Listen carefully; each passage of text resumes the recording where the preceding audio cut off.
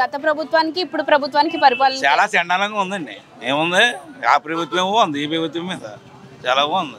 ఈ రోడ్లు అవి వేసారని అంటున్నారు. ఏమిటండి గోతులుగా పెట్టడమా? అది ప్రతి కూడా గోతులుగా పెట్టేస్తాడు. చదువుకుంటే పిల్లలు ఏమైపోయారు, వాళ్ళందరూ ఏమైపోయారండి. ఇలా అమ్మఒడి అంటే ఏంటి, సినిమా పథకం ఏంటి అదేనండి చెప్పండి. విద్య కదా మెయిన్ పిల్లలకి. ఇప్పుడు ఎవడో ఆస్తులు సంపాదించలేడు, ఆస్తులు ఎవడో సంపాదించలేడండి. కష్టపడి తినడానికి సరిపోద్ది. అలాంటిది చదివించాలంటే అదే ఆస్తి. పిల్లల్ని చదివించుకుంటేది ఆస్తి. అలాంటిది ఇవాళ విద్య ఉందా? ఆయన ఉన్నప్పుడు వైద్యం ఎలా ఉండేది? ప్రతి వార్డుకి, ఒక వార్డుకి, ఊరికి కాదండి, హాస్పిటల్ పెట్టాడు. చాలా ఆ ప్రభుత్వానికి ఈ ప్రభుత్వానికి చాలా తేడా ఉంది. ఎలా అనిపిస్తుంది పవన్ కళ్యాణ్ గారి పరిపాలన పిఠాపురంలో? పవన్ కళ్యాణ్ హైదరాబాద్లో ఉంటే పవన్ కళ్యాణ్ ఇక్కడ ఉన్నాడండి. ఉన్నాడు ఏంటి అసలు? పిఠాపురం వచ్చాడేటి? ఎప్పుడు వచ్చాడు?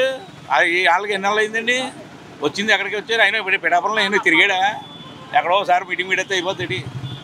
ఆయన లేకపోయినా ఆయన్ని మొత్తం అన్ని చూసుకోవడానికి ఒక మనిషిని పెట్టారా? అతను ఎక్కడ ఉన్నాడండి చెప్పండి. అతను ఎక్కడ ఉన్నాడు? ఏ ఊళ్ళో ఉన్నాడు అడగండి. ఆయన ఎక్కడ ఉన్నాడు? ఇక్కడికి వచ్చాడా పిఠాపురం ఎప్పుడైనా? ఆయన వచ్చాడేటి పిఠాపురం? పెట్టారు ఇన్ఛార్జిని మాదేపల్లి సీనియర్ ఎవరో పెట్టారు. వచ్చాడేంటి పిఠాపురం? ఎక్కడో ఒకసారి వస్తాడు, గుడికి ఏదో గుడిలోకి వెళ్ళి అక్కడికి వెళ్తారు అంతే. అది పుట్టకోలకి, అంతే తప్ప ఇక్కడ ఏం లేదండి.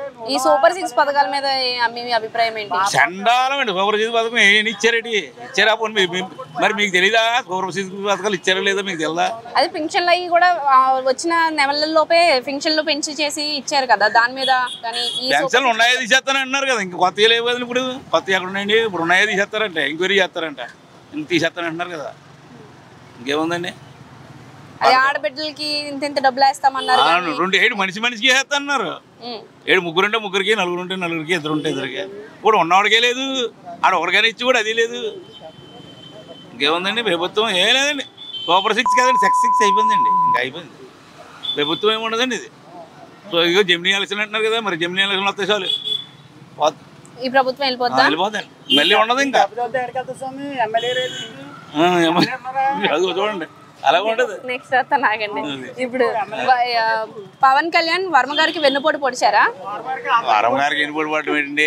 వర్మ గారు ఆయన ఎమ్మెల్యేగా ఇక్కడ పోటీ చేశారు, నెగ్గారు. ఆయన మరి ఆయన ప్లేస్లో ఆయనకి స్వీట్ ఇచ్చారు అంతే. అందుకంటే వెన్నుపోటు పొడిచేదే ఉంది.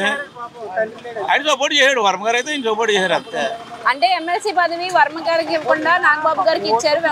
అవును, వాళ్ళ ఫ్యామిలీ ఉన్నాయి. మరి వాళ్ళు ఇప్పుడు ఓటమి ప్రభుత్వంలో ఆయన మెయిన్ అయిపోయాడు కదా, ఎవరో పవన్ కళ్యాణ్.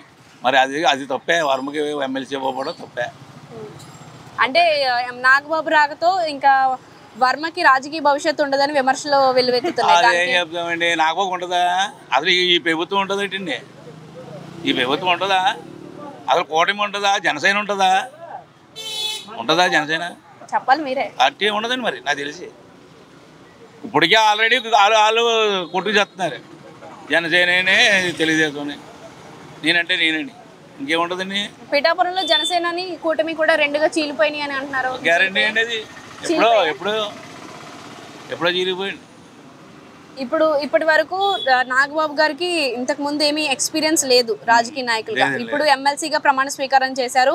చేసిన తర్వాత రోజు నుంచి కూడా చాలా కార్యక్రమాలకు శ్రీకారం చుట్టారని అంటున్నారు. ఈ కార్యక్రమాలని హాస్పిటల్ స్టార్ట్ చేయడం కానీ, ఇలా రోడ్లు. సో ఆయన ఎలా ఉండబోతుంది అనుకుంటున్నారు ఆయన సమక్షంలో ఎమ్మెల్సీ పదవి? ఆయన ఎమ్మెల్సీకి ఇక్కడికి పిఠాపురానికి సంబంధం ఉందండి. ఆయన వచ్చి ఏం చేస్తాడండి? ఇక్కడ ఏమైనా చేస్తాడా? ఎమ్మెల్సీ అంటే ఎమ్మెల్సీ ఇప్పుడు వర్మ ఉన్నారండి, లోకల్ మనిషి, పొలిటికల్గా నెగ్గాడు.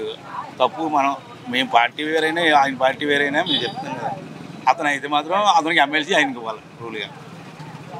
ఎందుకంటే పార్టీని నెగ్గించింది కూడా మరి అతను క్యారెక్టర్ లేకుండా ఓటే చేశారండి. జనసేన క్యారెక్టర్ ఉంది కదా, ఇది తెలుగుదేశానికి క్యారెక్టర్, బోల్డ్ క్యారెక్టర్ ఉంది. ఆయన దగ్గర ఓటింగ్ బ్యాంక్ ఉంది. ఎవరి దగ్గర? వర్మ గారు.